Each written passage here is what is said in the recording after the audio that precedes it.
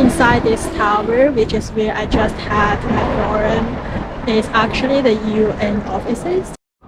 Hi, today I'm here for this regional symposium. 现在一起在首尔。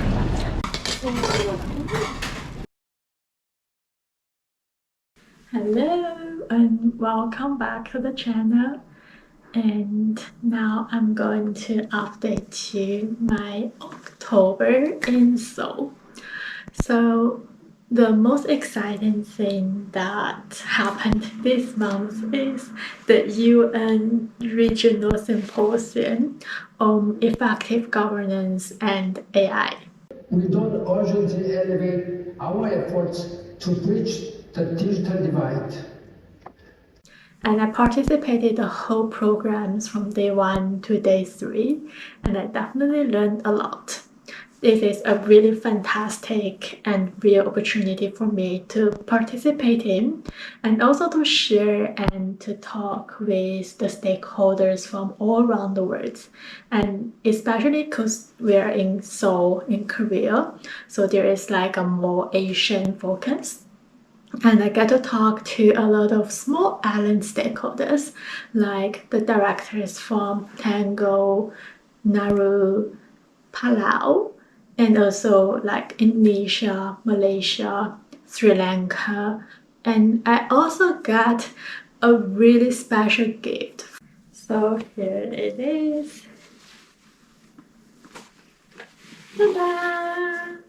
And here you can see the woven figures of Timor-Leste here. And I got this from an official from that country. I'm really honored. And this is called the Salaton. It is a traditional woven method called tas. And it used to be like the major income for the women there to earn for their domestic affairs, to earn for their family. It is so precious, and I'm really, really honored to receive this gift. And I will cherish this friendship and this item as a token forever. I just finished this morning's sessions with the high level and also the thematic one. It was really spot on my research, and I've been really lucky to enjoy all the talks and talking to all the participants from all around the world. And they've been talking a lot about like digital governance and e-government and exactly on what I've been researching on. And then I found like maybe my research actually has some meaning on the field and the topic, and also contributing to the SDGs. And that makes me really, really glad that I am making myself a bit useful for the world. And during the lunch break, I came downstairs to another exhibition, and I visited a booth that's running by a group of interns from the UN offices.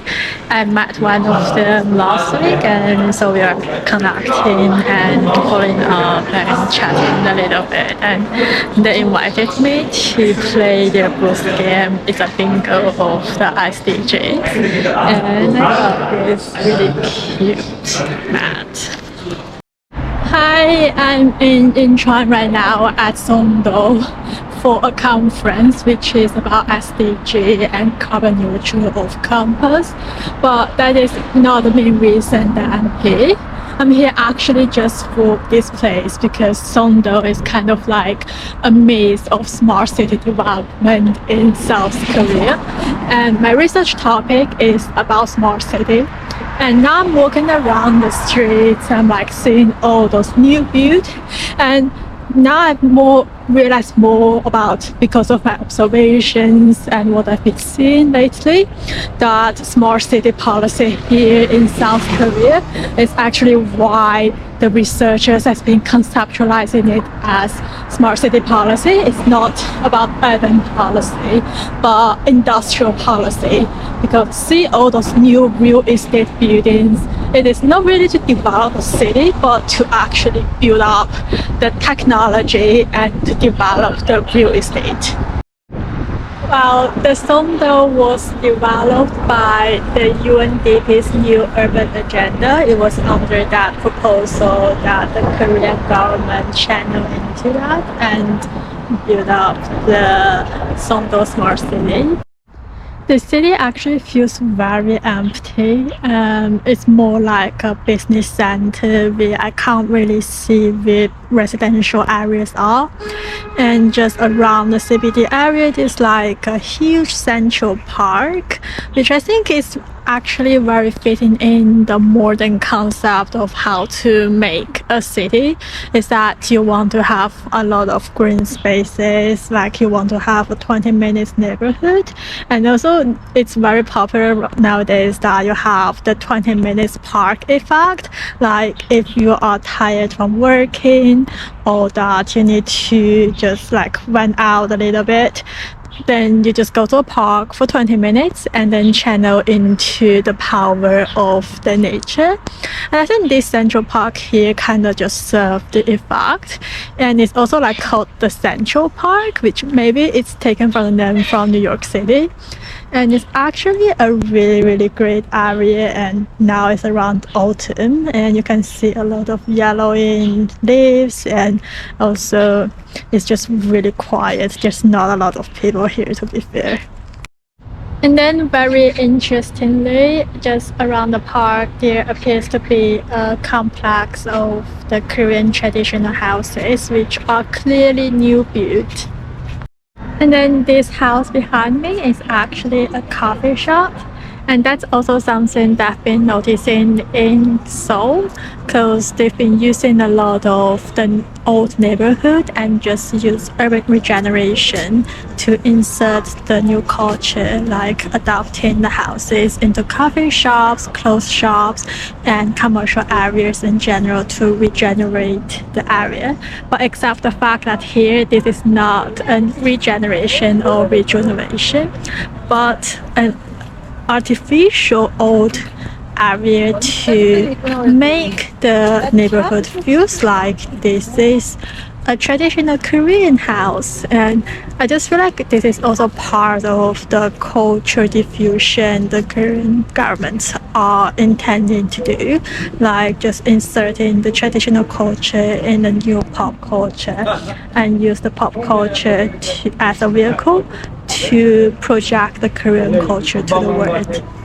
So resonating back to what I've been saying about the 20 minutes neighborhood is like the new city development concept. I think I now found out how they are actually trying to build up the neighborhood is to have all the shops, stores and restaurants, all those life essentials in a shopping mall complex. So see behind me there's one, and then far in distance there is another one, a bigger one. Good morning, and I just did another 2 hours commute to come to Songdo again. But I feel like if I'm passionate about the work and I'm really enjoying that what I've been doing here, like attending this conference, it seems that the 2 hours is not that bad, and I'm still very motivated. So I guess maybe a long commute isn't a really bad thing. And also I can do some other things during the metros as well. And during day 2 of the field trip of the conference, let me just cut you in about some of my train of thought about Korean as a language. I went to the Urban History Museum of Incheon, and they have a lot of figures and exhibitions about the Japanese colonization period. And also through my understanding and learning of the journey of learning the Korean, I also found that they have a great impact of the Chinese languages in Korean. Especially like the number system, they have the native Korean, which is used in more colloquial ways, like the hours, the ages. But then for more like educated academic stuff, they will use the Sino system, which is the Chinese number system. And the sound, the phonetics are so similar to Cantonese. and when I need to pronounce it, it is really difficult for me to control a little bit of the tones, because it seems like the phonetic is exactly the same, but the tones are different. So for example, in Cantonese, it's ya i sam se u, but then in Korean, it's I sam se o. So it's the tone that's a bit different. And also, I think the Chinese influence is like from ancient times, like early on the history, but then the Japanese influence is like more modern, like contemporary during the 100 years. So whatever you see, like maybe that's a new being in the past 100 years, then you see they will adopt a more Japanese phonetic system. So for example, university in Korean is daegu, and in Japanese is also daegu, but I confirmed with my Japanese friend, and she told me that that is a more old way to call university in Japanese. Now they also just use daho. Maybe I pronounce differently, but it's just two sound. In Chinese, it's also just two syllables, 大学. Yeah, and I forgot to mention one of the most amazing part of the symposium is that you get to learn and kind of do lectures or homework with those grown-ups, like they are already maybe in their 40s and 50s, already really high level, but you get to learn with them and do the seminars, discussions with them, like we are all back to school, we are in the same level again. Can you imagine that all your classmates, that they are like the head of something, and then you're like, oh, contributing to this, contributing to that, and they all listen to you and discuss with you. It just feels so amazing, and it levitated as well.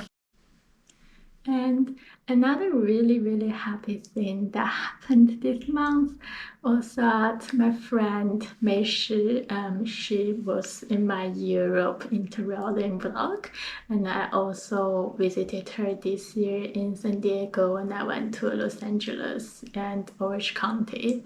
She visited me in Seoul. 然后呢，我们刚刚先去梨泰院附近的伊斯兰教的教堂，后拍了这个人生四格小韩必打卡。我们现在去吃酱蟹，超级想尝试一下。